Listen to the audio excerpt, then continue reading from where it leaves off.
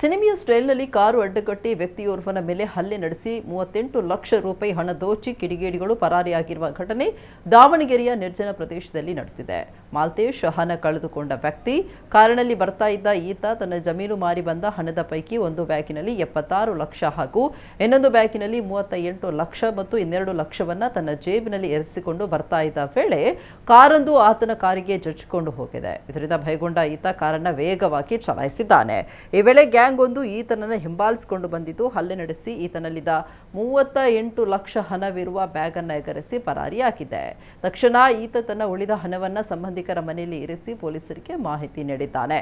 ಸದ್ಯ ಪ್ರಕರಣ ದಾಖಲಿಸಿಕೊಂಡ ಪೊಲೀಸರು ಆರೋಪಿಗಾಗಿ ಬಲೆ ಬೀಸಿದ್ದಾರೆ.